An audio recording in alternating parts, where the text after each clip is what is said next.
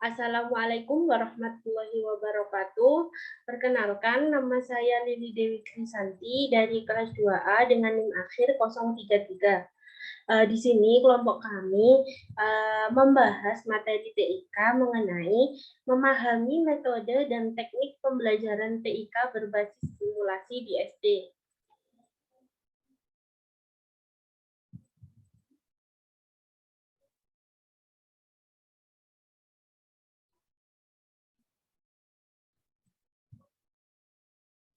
Pengertian metode simulasi. Yang pertama, menurut Pusat Bahasa Depdiknas tahun 2005, simulasi adalah suatu metode pelatihan yang memperagakan sesuatu dalam bentuk tiruan atau imakan yang mirip dengan keadaan yang sesungguhnya.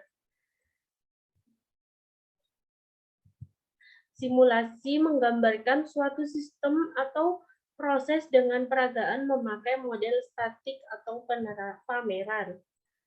Yang kedua, menurut Udin Saifuddin Saud tahun 2005, simulasi adalah sebuah replika atau visualisasi dari perilaku sebuah sistem, misalnya sebuah perencanaan pendidikan yang berjalan pada kurun waktu yang tertentu.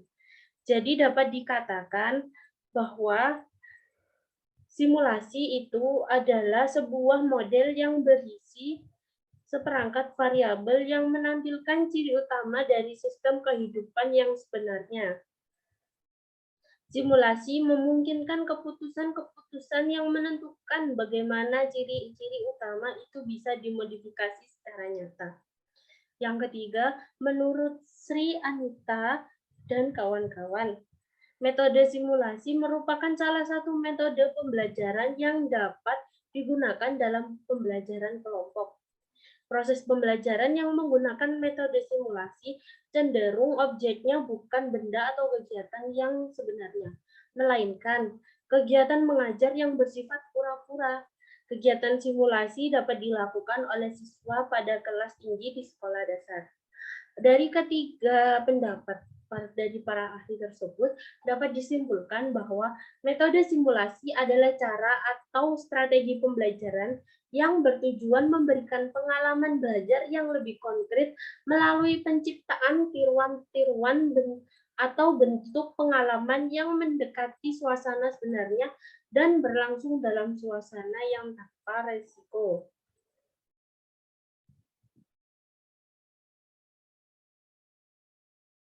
Yang selanjutnya adalah tujuan metode simulasi.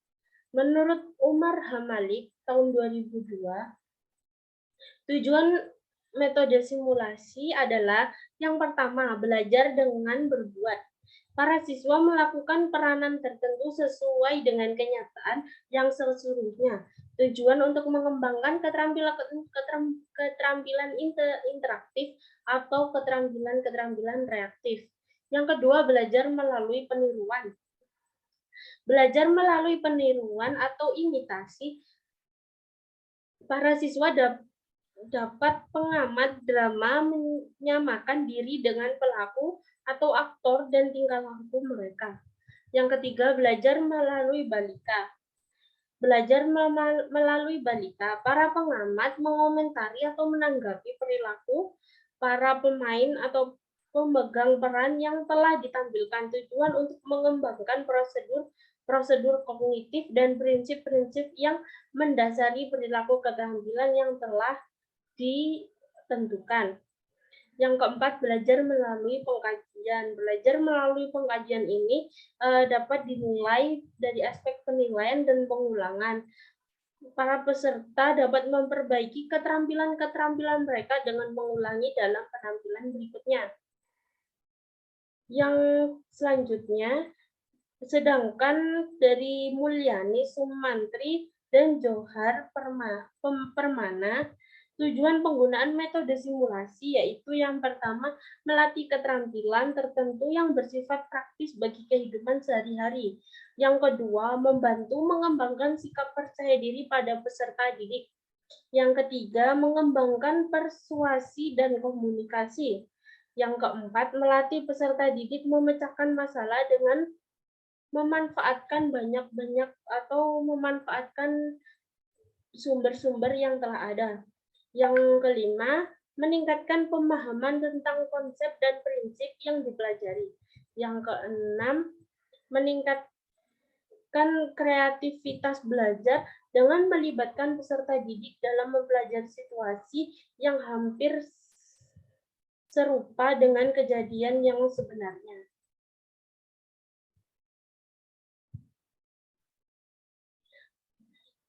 Dari tujuan di atas dapat kita simpulkan menjadi tujuan secara umum. Yang pertama adalah melatih keterampilan secara umum yang bersifat praktis bagi kehidupan sehari-hari. Yang kedua, membantu mengembangkan sikap percaya diri pada siswa. Yang ketiga, mengembangkan persuasi dan komunikasi. Dan yang keempat, untuk melatih memecahkan masalah pada peserta didik yang nantinya dengan metode ini, peserta didik diharapkan mampu memecahkan suatu masalah dengan mereka berpikir secara kritis, dan melalui metode ini juga peserta didik diharapkan mampu berkomunikasi baik dengan orang lain dan lingkungan sekitarnya. Itu saja yang bisa saya sampaikan. Saya lanjutkan ke materi yang kedua.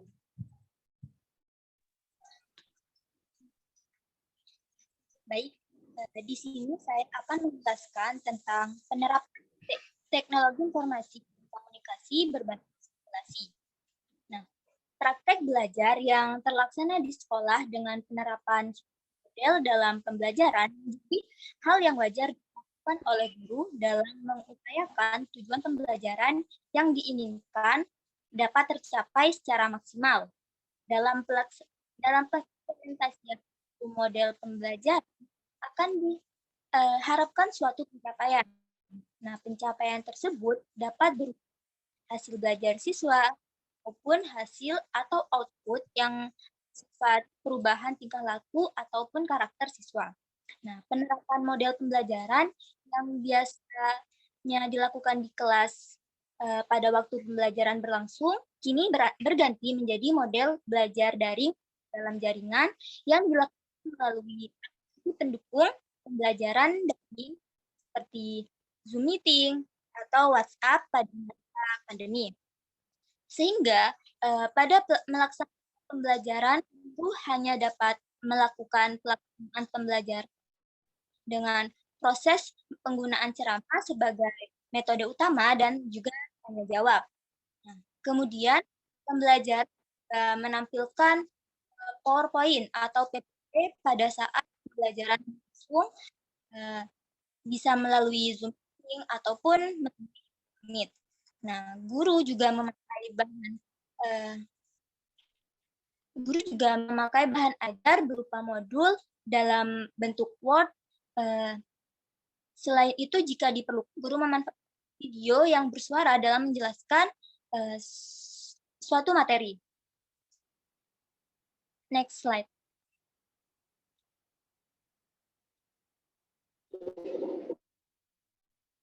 Nah, pelaksanaan pembelajaran selama masa pandemi berakibat yaitu berkurangnya waktu belajar pada siswa. Pembelajaran yang dilakukan selama masa pandemi tentunya memerlukan suatu usaha yang lebih dalam upaya menciptakan suasana pembelajaran yang sebagaimana mestinya tentunya pada jenjang sekolah dasar. Nah, tugas seorang guru yang profesional yaitu seorang guru harus pandai menciptakan suasana belajar yang interaktif, menginspirasi, menyenangkan, dapat menantang serta memotivasi peserta didik. Nah, untuk berpartisipasi secara aktif dalam proses belajar mengajar sehingga siswa diberi ruang untuk berkreativitas dan mandiri. Nah, guru harus pandai dan cerdas dalam mentransfer materi yang akan diberikan kepada anak didiknya hingga akhir pelajaran. Nah, sehingga peserta didik bisa merasa senang dan juga pembelajaran menjadi bermakna dan anak mudah dalam memahami materi yang disampaikan. Nah, maka untuk hal itu maka peran teknologi informasi dan komunikasi tersebut sangatlah penting. Nah, salah satu model yang dapat dipakai dalam mewujudkan iklim atau suasana kelas yang menyenangkan, kreatif, dan membangkitkan partisipasi anak untuk ikut aktif pada proses belajar mengajar ialah model pembelajaran simulasi dengan memanfaatkan teknologi sebagai media informasi. Nah,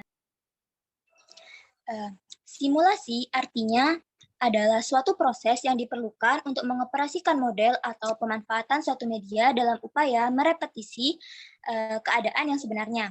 Adapun metode simulasi merupakan menyajikan pembelajaran dengan cara mendemonstrasikan atau memberi sebuah petunjukan kepada anak mengenai proses, situasi, atau objek penelitian, tiruan, atau aktual yang biasanya melalui penjelasan lisan.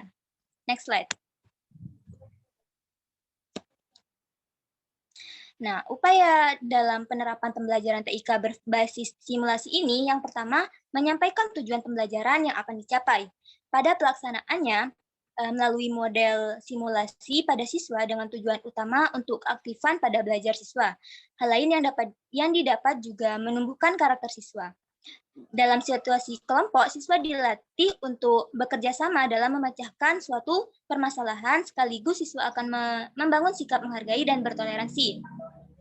Nah, akhirnya itu akan membantu siswa dalam melatih keterampilannya dan memotivasi siswa dalam belajar. Nah, melalui model simulasi ini juga dapat membentuk keterampilan bertindak pada anak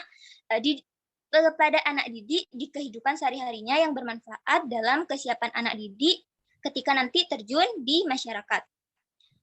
Yang kedua, mampu mengembangkan keaktifan belajar pada siswa. Melalui penerapan model simulasi dapat memberikan sebuah repetisi yang menyuguhkan sesuatu yang hampir mirip dengan yang aslinya. Jadi, pada model simulasi ini merupakan metode yang didesain untuk meniru sesuatu yang nyata atau membuat sesuatu, misalnya melalui model pembelajaran TIK berbasis simulasi sebagai media informasi, diharapkan mampu membangkitkan keaktifan belajar pada siswa. Solusi dalam upaya meningkatkan keaktifan tersebut yaitu dapat membuat siswa berpartisipasi aktif saat belajar. Upaya yang dilakukan yaitu dengan menerapkan model pembelajaran TIK berbasis simulasi, misalnya melalui media video simulasi. Kemudian yang ketiga, menampilkan video simulasi materi pembelajaran. Nah, pemanfaatan video simulasi tersebut sebagai media dan model pembelajaran simulasi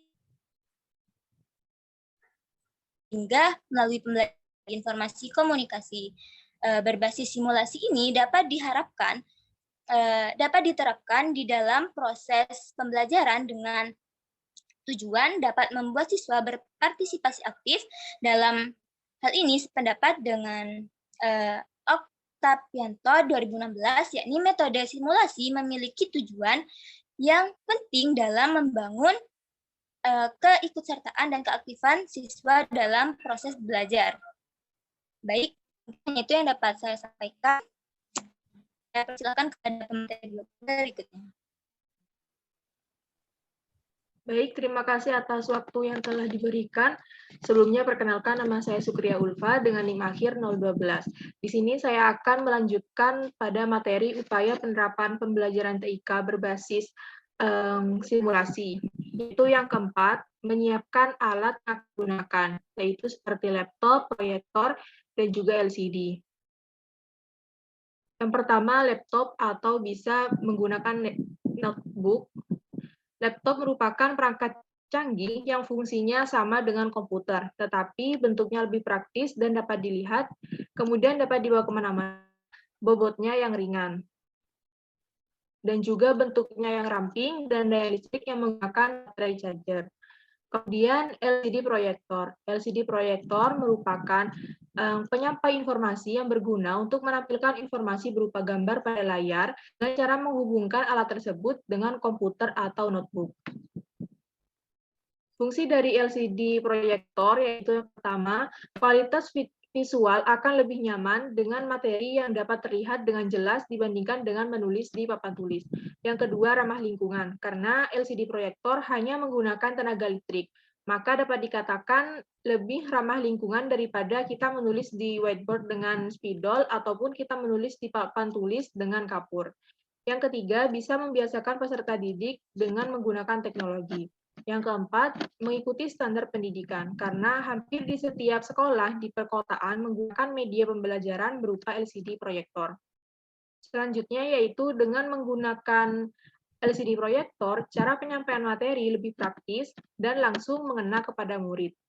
Dan yang terakhir, menampilkan segala materi pelajaran yang sudah disiapkan dalam bentuk Microsoft PowerPoint atau PPT, sehingga guru bisa menjelaskan ke muridnya dengan cara presentasi. Next slide. Yang kelima, yaitu dalam upaya penerapan pembelajaran TIK berbasis simulasi, yaitu mempraktekkan simulasi yang telah ditayangkan dan menanyakan materi yang belum dipahami. Kemudian yang keenam, guru menjawab pertanyaan yang belum dipahami oleh siswa secara lisan. Dan yang ketujuh, siswa bisa melanjutkan praktek sesuai dengan yang telah disimulasikan. 8. Siswa dapat mempraktekkan secara menyeluruh sesuai dengan simulasi yang telah ditayangkan. Dan yang ke-9, guru bisa mengkoreksi hasil praktek siswa secara bergantian. Next slide. Dalam metode simulasi ini juga memiliki kelebihan dan kekurangan dalam pembelajaran TIK berbasis simulasi, yaitu kelebihannya. Next slide.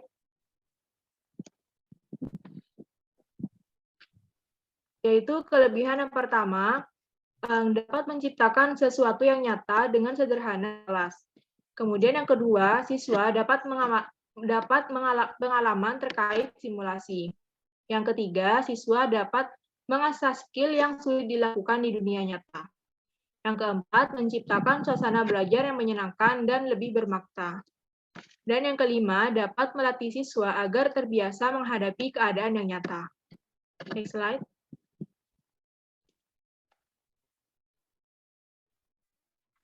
Dalam penggunaan simulasi juga memiliki kekurangan, yaitu yang pertama, terkadang pengalaman yang didapat siswa selama proses simulasi berbeda dengan yang didapat pada saat di lapangan. Kekurangan yang kedua yaitu apabila pengelolaannya kurang baik selama proses simulasi, maka akan menimbulkan perspektif bahwa simulasi ini hanyalah hiburan saja dan mengabaikan tujuan dari pembelajaran yang direncanakan. Yang ketiga, pada saat dilaksanakan simulasi berlangsung, menimbulkan kebisingan yang dapat mengganggu kelas lain, sehingga pengontrolan kelas dari guru sangat berperan aktif. Dan yang kelima, terkadang rasa malu dan takut akan menyebabkan proses dan hasil simulasi, sehingga akan kurang maksimal. Baik, itu saja penyampaian materi dari kelompok kami, yaitu tentang memahami metode dan teknik pembelajaran TIK berbasis simulasi di SD. Kurang lebihnya mohon maaf. Wassalamualaikum warahmatullahi wabarakatuh.